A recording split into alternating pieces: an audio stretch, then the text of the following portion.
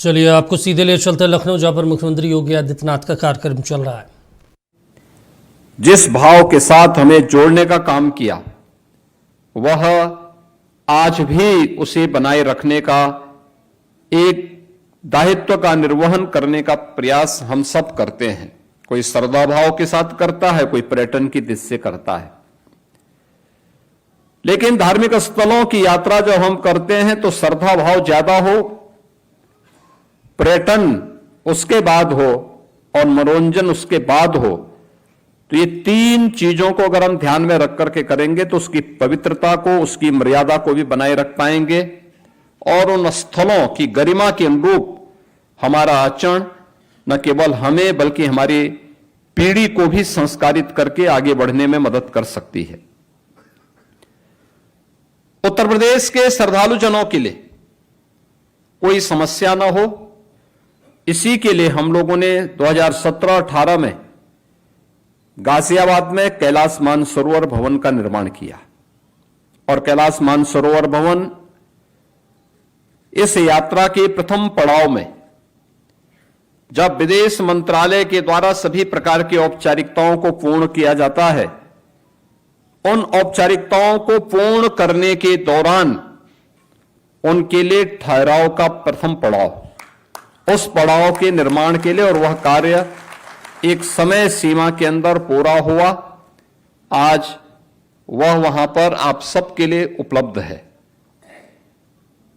सरकार का प्रयास रहा है हर एक तीर्थ स्थल पर श्रद्धालु जनों के लिए अच्छी सुविधा प्राप्त हो, आज के समय के अनुरूप हम सुविधा उपलब्ध करवा सकें। एक समय था सीमित साधन नहीं थे, सीमित संख्या में श्रद्धालु जाते थे। आज साधन हो गए हैं। उत्तर प्रदेश में तो आप देखते होंगे कितनी बड़ी संख्या में, अगर हम गत वर्ष की बात देखें 2025 में उत्तर प्रदेश के अंदर 164 करोड़ श्रद्धालु उत्तर प्रदेश के अंदर अलग अलग धर्म स्थलों पर अलग अलग क्षेत्रों में आए, जिसमें 66 करोड़ तो अकेले प्रयागराज महाकुंभ में आए।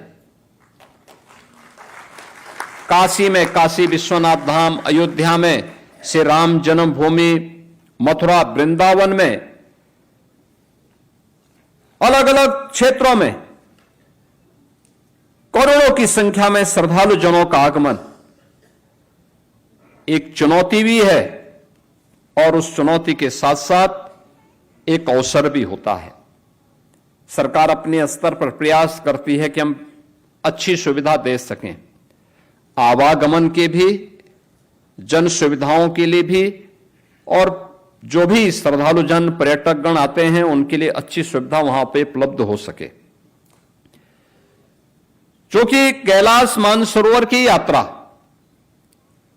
उत्तर प्रदेश सरकार उत्तर प्रदेश के अंदर और भारत सरकार भारत के अंदर सुविधा उपलब्ध करवा सकती है, लेकिन इसके बाहर दूसरे देशों को इस सुविधा के साथ जोड़ना होता है और उस समय उनका व्यवहार ये किसी से छुपा हुआ नहीं है। जैसे तैसे वो यात्रा वहां पर श्रद्धालु जनों के द्वारा संपन्न होती है, लेकिन फिर भी हम लोग उसके साथ जुड़ते हैं, क्योंकि उस असुविधा में भी हमारी आस्था भारी पड़ती है और आस्था के कारण हम सभी लोग जाकर के देवादिदेव महादेव का दर्शन करते हैं। डबल इंजन की सरकार का पूरा फोकस है इस बात को लेकर के कि हम लोग इस क्षेत्र में जो संभावनाएं हैं उन संभावनाओं को तेजी के साथ आगे बढ़ा सकें और उन संभावनाओं के माध्यम से प्रदेश के विकास और इसके माध्यम से नए रोजगार के अवसर भी उपलब्ध करवा सकें। ऐसा नहीं, आज के दिन पे तो उत्तर प्रदेश में लखनऊ में भी, अयोध्या में भी, काशी में भी, प्रयागराज में, चित्रकूट में, विंध्यवासिनी धाम में, नेमिसारण्य में, मथुरा वृंदावन में, सुखतीर्थ में, बौद्ध पर्यटन से जुड़े हुए केंद्रों में, अन्य तीर्थ स्थलों में पर्यटन के लिए और पर्यटकों के लिए ढेर सारी सुविधाएं पिछले 8-9 वर्षों के अंदर सरकार ने उपलब्ध करवाई हैं और इन सुविधाओं को और अच्छा करने का प्रयास भी किया जा रहा है। जो बात यहां मेरे सामने अभी कही गई